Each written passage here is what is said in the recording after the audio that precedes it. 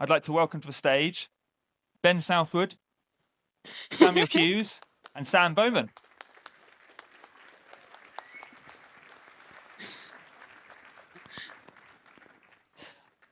Thank you so much, guys, for joining us. As I kind of already set up, Foundations was a massively successful essay you wrote.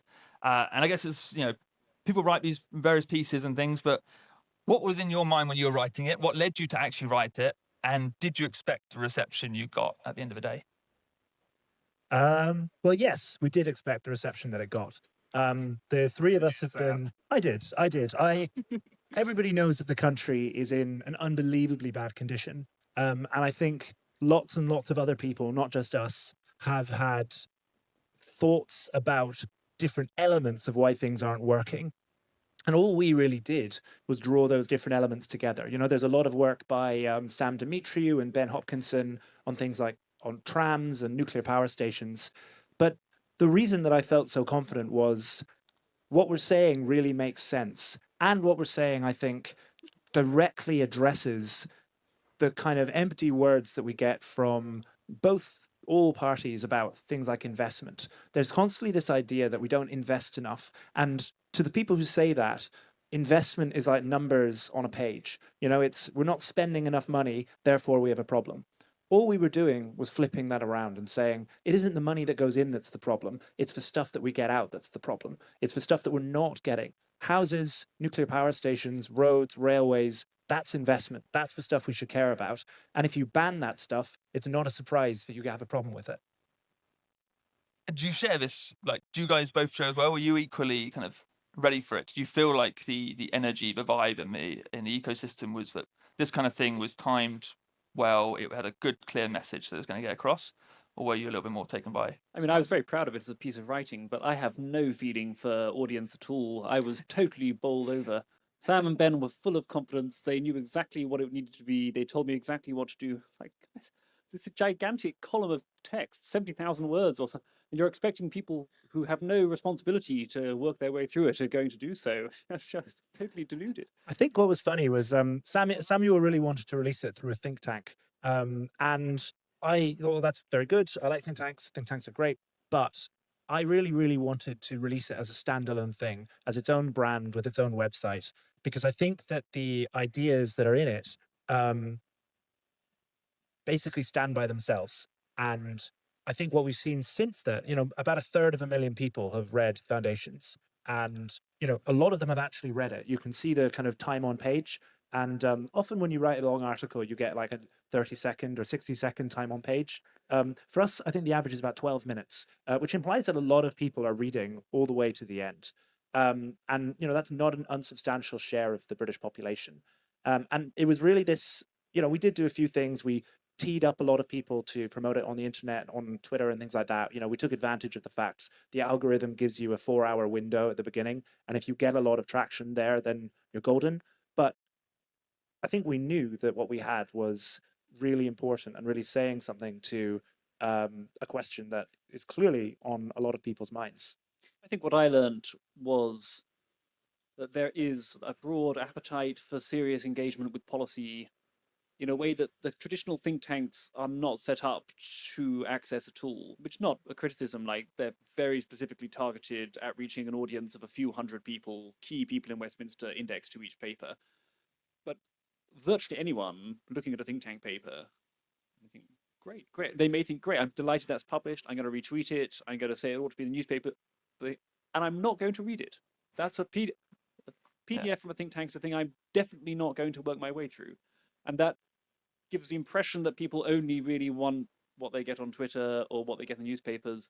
But in fact, there's like far more appetite for sustained serious policy work and far more interest in a lot of these questions than I had appreciated. Though, as I say, Sam and Ben had worked this all out in advance. We used a few little tricks that are kind of like cheats as well that make something more compelling, and everyone is free to steal these because I think that would make it more enjoyable to read a lot of stuff out there.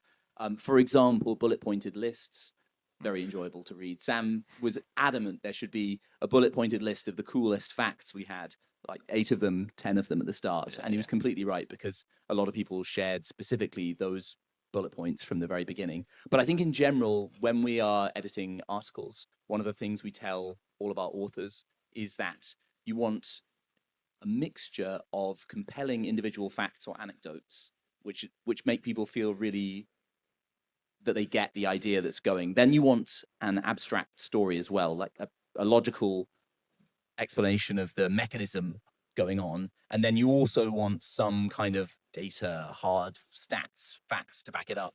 And I think we did all of that stuff. But I mean, that was deliberate. We spent 6 months doing things like that to tweak it so that it was the best thing we had written. The other trick is that it's quite patriotic. Both Ben and I are used to writing in reasonably cold, economistic ways. Samuel is, I think, probably the best writer I've ever worked with, and I work with a lot of writers. And something that Samuel brought, among many things, was a sense of romance and a sense of pride and a sense that it really does matter to talk about things like housing, economic growth, and so on in a historical context of times not just when Britain has been great, but when Britain has been on its knees in the past. So we have, I think, an extraordinary bit on the 1920s where Britain, as it is now, was in a terrible way. Really, rent controls, which we're about to get, economic stagnation, really, in many ways, a basket case. And then in a few years, a reforming government came in and changed everything, abolished the rent controls, unleashed a gigantic boom of house building, built the national grid, the first national grid in the world, was built here in Britain in this period, and in the process allowed the country to rearm and prepare for the fight and eventual victory against Germany. And having that in mind, I think, is really important because it shows you not just that, this is a great country and this can be a great country, but that we have been on our knees in the past and we have fixed things much, much faster than I think most people appreciate is possible. I'm allowed to puff it because it wasn't my writing, it was Samuel's, which is the final line I always like. Just before the hidden Easter egg of Kate Nash's Foundations that plays if you get to the very bottom and press the go button. We never got the rights license for that, though, so don't tell people. But just before that, Samuel writes, "We've done it before, we can do it again." And I always think, yeah, when I read that, even myself reading it back, I'm like, yes, Samuel, you are completely right. We can do it again. When you talk about patriotism as well, is that why there was such a specific focus on French and how well they're doing in terms of their nuclear problem? I mean, that the French thing I think is useful. The patriotism part of it is important too. Yeah. There are some people where they'll think, we really got to get them. It sucks that they're outdoing us. But I think also there's a bigger thing of people look at these charts of GDP and then they're thinking like, we've got all these problems, but ultimately we have the same GDP per capita as France. We're about the same productivity as France. Things are roughly the same as France. So one conclusion you might draw is nothing matters. It's always basically determined that we're going to have this level. There's nothing we can change. There's nothing we can really do. And I've heard very senior politicians effectively say something like this, saying that, it's all in the game. Whatever happens, we're ultimately going to end up with GDP per capita roughly the same as France. But I think it's actually quite confusing if you learn about how economies work, you study all the different effects of different reforms, and then France has implemented a bunch of extremely bad policies. Like across the board, there are really remarkable facts. Like when we were writing Foundations, Sam worked out that. Do you remember the numbers more closely? I'm going to get it, but I'm going to get them slightly wrong of how much you have to pay someone to get a £60,000 salary. I won't try to make up the numbers, but the wedge, basically the amount of tax that has to be paid for people to bring home the equivalent amount of money in Britain versus France is twice as high in France. And this is for somebody to take home about £66,000 a year, right? Twice as high. And this is all hidden on the side of employer side social security contributions in France. So if you go to an income tax calculator and you look it up, you won't see this. But if you actually do the maths, and I've checked this with some people who certainly know their stuff at the OECD and in Paris, the wedge is double what it is there. So they have unbelievable problems. Like France is pretty much the only country in Europe that I think is clearly more of a basket case economically than Britain right now. Maybe there are a few other contenders, but France is definitely the worst. And yet, as Ben says, it's at least as prosperous as Britain in the long run. And that's a really, really important question, that given that we're so similar and given that we have almost the same population, we have a very, very similar kind of overall wealth level, that's a really, really important thing to understand. And I think this insight that they just build things over there, they built 50 nuclear reactors in a decade in the 1970s and 80s. That's incredible, right? That's absolutely incredible. And the fact that we don't really find that amazing and fascinating and kind of want to copy Well, that. they've rebuilt Notre Dame as well, in like, and In a and few they're years. incredibly pretty proud impressive. of that, which I think they should be. But my gosh, could we do that here? So in 1990, since 1990, France has built more extra motorways than the entire size of the UK's motorway network. And in the 1970s, they built 3 crossrails. Like, we're just catching up with 1. They already built 3, maybe 4. There are so many cases. I mean, if you go to any French small town city, you will just notice the extent. Sometimes it's a bad thing. Sometimes their countryside is less well kept. There are trade-offs involved here, but there's more big box shopping, retail areas and industrial areas outside smaller French cities, but it's extremely noticeable. The other one that I thought was a good statistic is that in 1938 and 1939, builders in London who were building at the highest rate we have ever had before or since, builders in London dropped down tools to go and work in the arms industries or go away to war. Many of those roads are still dead ends into fields now and were never picked up. And the overall area of London has gone up by about, if you take out Heathrow, which was added to the total, it's gone up by about 1%, maybe 1.5%. Paris has gone up 300% during the same time since then. So the extent to which they allowed cities to grow outwards in France is just dramatically different. There weren't green belts, for example. My France anecdote from I've given a talk not so unlike this in Rennes in Brittany recently. It's a town about the size of Lincoln, which has its own metro system. So, totally not just a light rail system, a proper underground metro. That's absolutely astonishing. Beautifully kept town, extremely good condition, masses of new housing. That, on the other hand, just after my talk was over, the master of ceremonies comes in and says, "Yeah, thank you for your talk, Dr. Hughes. Unfortunately, riots have broken out in the city centre and the gendarmes have told us that they've lost control. So the conference centre is now being locked down. If you wish to leave now, the gendarme will convoy you out of the city centre. And if not, you're going to be stuck here until some unspecified point when the authorities restore order." I thought, wow, look at this remarkable country. They're so good at some things, even though in other respects it's like much more of a mess than this country. So I mean, that was the idea. Like, this place so close to us that we feel we know quite well, and which in fact throws into relief just how badly we've done on these 3 core areas: energy, infrastructure, transport infrastructure, and housing. I love these, like, sorry, Becca. Sorry, please. So it's quite interesting that you focus so much on the patriotic element of it. I was wondering, how did you have it in the bank for a while? Was it something that you specifically released at a certain time? Do you kind of wish that you'd written Foundations earlier? Do you wish you'd released it later? I mean, it's got great press, so must be pretty happy with it anyway. I think in a way we've had elements of it in the bank for 10 years. All of us have been writing on and off about, especially housing. Ben and I are co-authors of the Housing Theory of Everything, and some of the ideas that are in that are also in Foundations.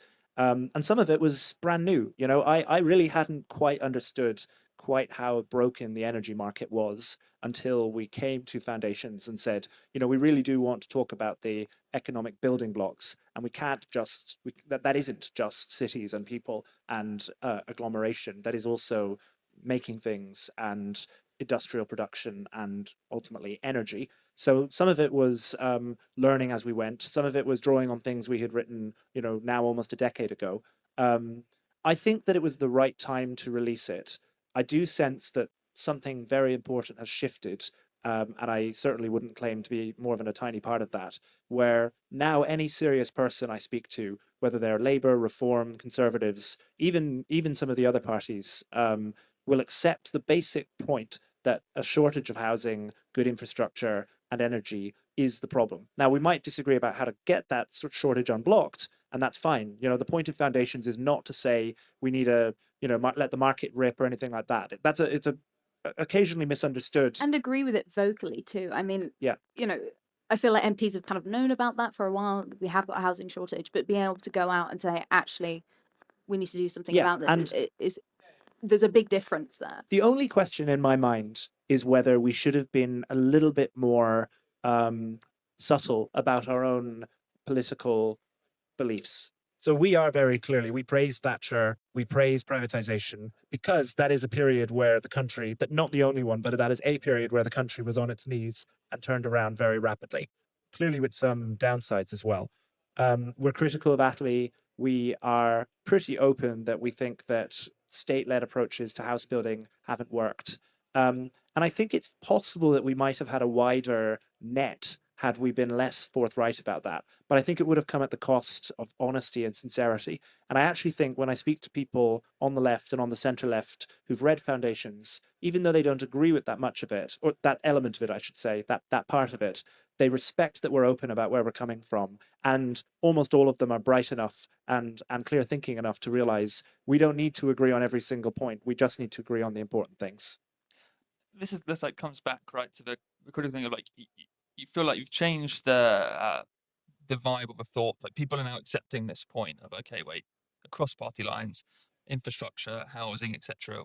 There's something wrong here, and it was great. Like PM came out and said he was a YIMBY. You have the 1.5 million homes pledge, but again, you're seeing like the same kind of failure mode that seems to be hitting the politicians. Right? You've got. I mean, today they announced that they approved Heathrow, and I had to message our group chat to say I thought they had already approved Heathrow, and apparently, no, this is another part of Heathrow approval we have to do in this parliament. And it's like, can we not get these decisions through? It's like clearly something you want to do now. Why is it taking so long? And with the 1.5 million homes, we're obviously off target of that, and yeah, they seem to be on kind of core policies. So, focusing first on not the policy changes, which we'll come to, but like people in this room, like the frustrations that people are feeling. What would you say is what can we do? Like politicians act to the response of the public, and too often have they felt that actually the public and their voter base is very much against infrastructure, and that's where they're leaning. And you speak to politicians, and they're like, "Give me a bit of help here, and I'll champion it." But currently, right now, they're just getting hit on the other side. So, what would you kind of suggest to people in the room of like, what's the most kind of effective things you can do to push that? So there are a lot of different things there. I am going to answer on just one narrow part of it, because I think there are a lot of, I think that, for example, I think that the most useful thing that people in the room can do is probably to fight bad things that are being suggested. I think that coordinated or even uncoordinated, but just lots of people emailing their MP or sending a letter to their MP that some new change is bad when the bad stuff is happening can be quite effective. I think that you have to be much more organized if you want to actually proactively change things rather than prevent a bad change. And that would, like, things like LFG are going to be the best way, like being involved and doing stuff like that is going to be the best way for proactive changes. But for reactive changes, I think that just individual people can make a huge difference by responding. But the thing I was going to respond on infrastructure. I think that infrastructure planning is just generally really complex and hard. And there are lots of ways in which we failed. So I tend to think, let's look around the world and in our history at when we have been building infrastructure well. Look at what things we have done that have been successful. When has it been cheap? When has it been quick? When has it been popular? When have we done lots of it in one go? And for transport infrastructure, which I know best, basically things were kind of working until the 1990s. If you look at the 1970s, quite a lot of cool stuff was built. You had the Victoria Line being built. The Victoria Line was extremely cheap. In modern money, it was like less than 10 times cheaper per mile than Crossrail. And even the southern extension of the Victoria Line, which was built with the Great Head Shield method. So it's the original way of building tunnels from the 1850s, where like Thomas Greathead, who was a contemporary of Mark Brunel, Isambard Kingdom Brunel's father, basically you go into a hole, you build up a wooden blockage thing called the Great Head Shield, then you get the dirt out, then you move the shield in a bit more, and through that method they did like 7 feet a day to build the Rotherhithe Tunnel, which was the first tunnel of any kind under a river. Anyway, they used that method in the 1970s to build the southern extension to the Victoria Line, and it was still dramatically cheaper than anything they do today. And I suspect that the reason why these 1970s projects were relatively successful, like the Victoria Line extension, the Tyne and Wear Metro in Newcastle, the Liverpool Metro. So they built 2 tunnels to turn Liverpool's pre-existing railways into crossrails in the 1970s, and a bunch of other stuff, is because they were significantly locally funded and locally directed. So it used to be the case that local governments in the UK basically had the powers necessary and the funding streams necessary to like proactively deliver infrastructure projects. And if you look around the world where they still do infrastructure well today, I think we look at France, we look at Spain, maybe Italy to some extent, maybe Germany. All of these countries, local governments both direct, plan, and come up with, and also fund very significant portions. So in France, it would usually be about 50%, often more. In Spain, the Madrid Metro, which is like probably the world's most successful ever build out, was entirely self-funded by the community of Madrid. And there's one other option, which is privatization. In Japan, the railways are nearly all private. There are some small counterexamples. They still build out quite a lot of stuff. They do good direct coordination between different providers. I'm not sure if that would work here because of the details, but basically I think look around the world, infrastructure is unsuccessful because we're not doing it the same way we used to do it in the past, and where they're still doing it successfully. So for transport infrastructure. So here's what I'll say. I'll say 2 things. Number one, you would be really surprised at how effective tweets are, even if you don't have a lot of followers. Dominic Cummings has this, famous line, "There are no ninjas." You go into a government department, there's no room where all the ninjas are doing the important things. It's just normal people all the way up, and there are not that many of them. And those normal people run their own Twitter accounts. And like all of us, when they see a lot of people replying to them saying, "Probably not, you're an idiot, but you should read this. This says that you're wrong," etc. They actually do pay attention to that, and they actually do listen to that. There was a famous case a couple of weeks ago in the US where somebody took a photograph of I think the Secretary of Agriculture's phone, and he had received a text message from one of his subordinates saying, "Oh, we should check out this thing." And it was sharing a tweet from somebody with like 200 followers that just said, "Oh, you're making a huge mistake on pork belly futures," or something like that. So tweeting really actually is very, very important and influential, even if you don't have a lot of followers. And I think even if you're an anonymous account. The other thing I'll say is, like, what should people focus on? To be honest, I don't think that people tweeting their MP is going to make a huge difference on things like housing bills and things like that. It's probably worth doing. I do think that the renter reform bill that is coming through, and it might be too late, is going to be absolutely disastrous. I think we're bringing in rent controls basically without anybody realizing. It makes me weep for the competence of the people involved in this. And by the way, this is a bipartisan bill. This was introduced by the Conservatives, and it's being brought to fruition by Labour. And what this does is basically make it impossible to kick out a tenant except under a very, very narrow set of circumstances with permission from a tribunal. But it also allows the tenant to challenge your rent increases, not just within a tenancy, which is a form of rent control, but also at the beginning of a tenancy, which is the worst kind of rent control, where you actually have no market rate for a tribunal to refer to. I think this is potentially absolutely catastrophic for the market. It will be de facto rent controls for the rental market, and it will cause huge numbers of properties to leave the rental market into the owner-occupied market, which is going to be disastrous for people who need a place to rent. So the number one thing I think people in this room can do is push back on this, tell your MP, tweet, tell via any methods you can, say you are making a huge mistake and this is going to blow up in your faces and we're going to be left with the consequences of it. This is such an important issue for many of our audience who, tend to be younger as well, but rent is crazy expensive. Can you explain a bit more of why, for those who aren't familiar with rent controls, why that would push their rent up? So rent controls are bad for a number of reasons. The most obvious one is if you keep the rent artificially low, the homeowner, the person who actually owns the property, the landlord, can at some point make more money by just selling the home rather than because there are not house price controls. That would be a bad idea for other reasons, but nobody's proposing those. So there's a certain point where it just no longer makes any sense. That's also true if you have to keep a certain tenant in there who you don't want in there. They're annoying or they're worse than annoying, but you can't convince a tribunal to get rid of them, and it's very expensive to convince a tribunal to get rid of them.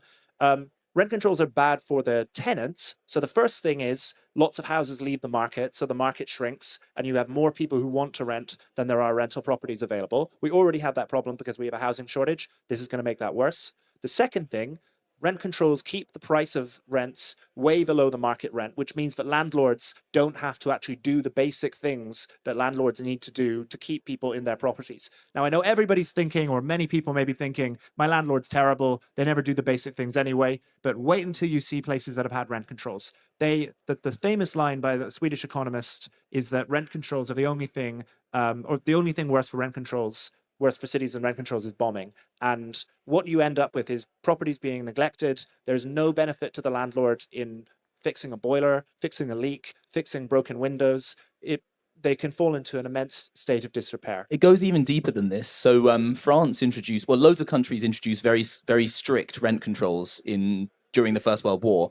France kept its on longer, and they had them still at the end of the Second World War. And French houses basically didn't have indoor toilets. Like, I don't know, Samuel, you may have the number. Like 6% of them had indoor toilets Yeah, in so 1950. Yeah, 6% of French houses had indoor toilets in 1950. But it's even more severe than this. So when you have rent control, it's basically hard to build apartments at all, right? Because the alternatives to renting out apartments are not that good. You can't have freeholds, obviously, because you're in a big building together. Leasehold, people don't like it for all the reasons that we know about at the moment. In many countries, condominiums, which are the kind of share of freehold thing, don't exist, and many people can't get the money for them. So what you often have is basically no flat building at all for decades, and that happened in the UK.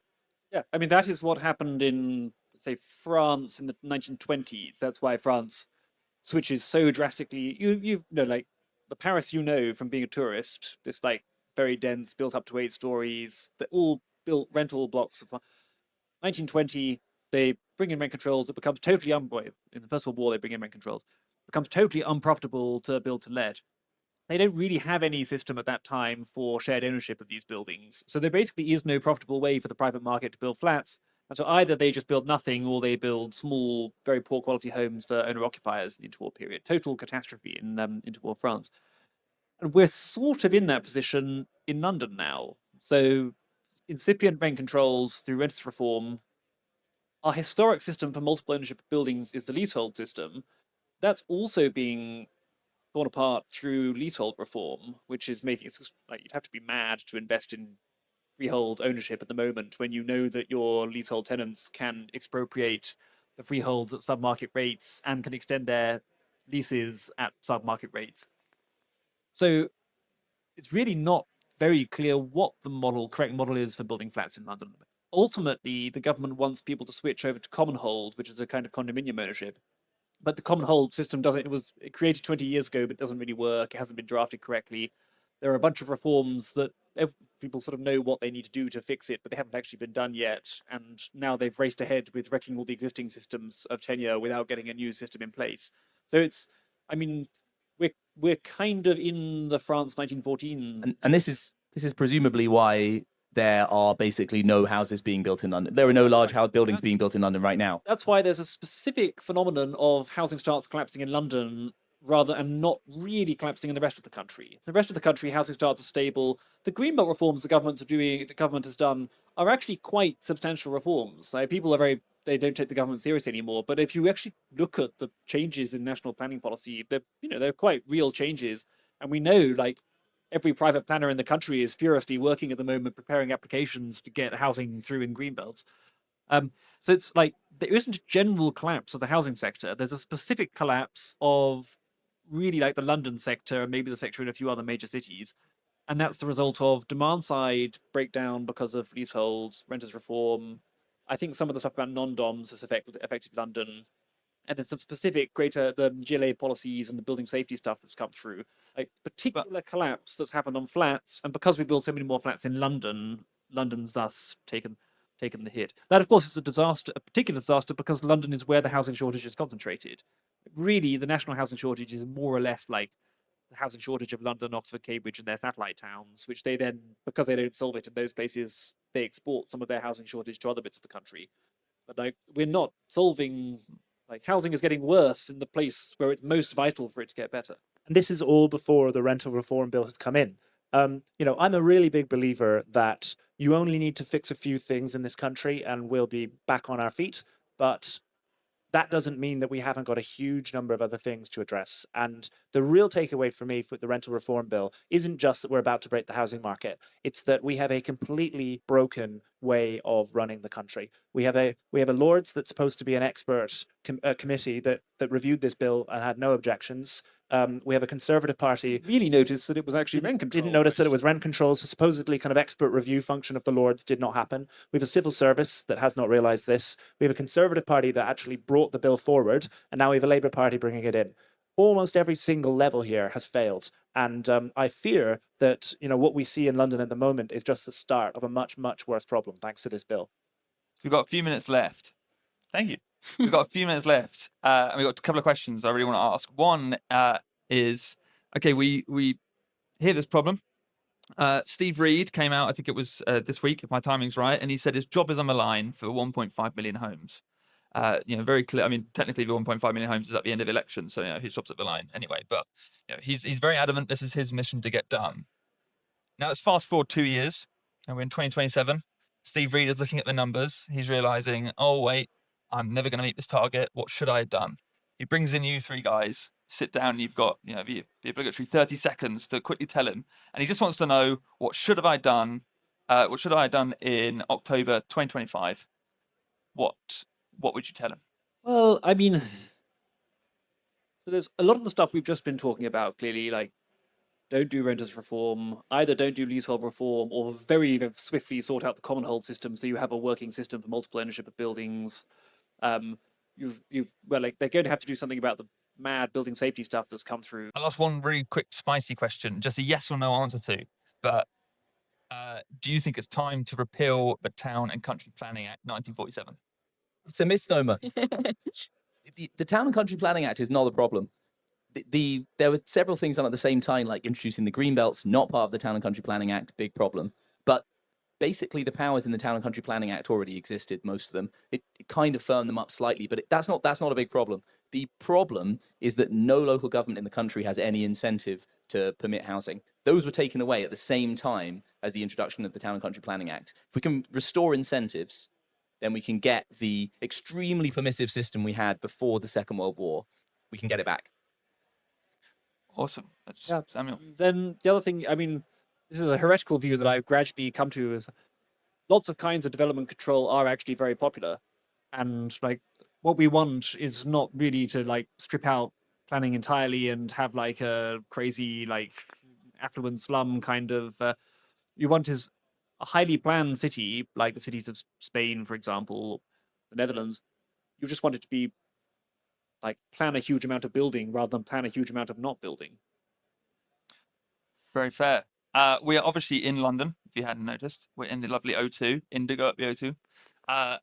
So, London, I think, as you mentioned there, it's kind of house building is collapsing. I think you mentioned earlier, Ben, that we haven't actually had a planning application since July. I believe the building safety regulator has not received any application, so that means a building above like 18 meters since July in London. Which is crazy for our capital city, like this kind of central hub. Sam, I may turn to you for the last question around what do you think we need to do to improve London, to get off its trajectory and to get us improving? All right, well, let me give a kind of off-field or left-field suggestion, which is I think Lawrence Newport should run for mayor. I think that basically there has never been a more open mayoral field.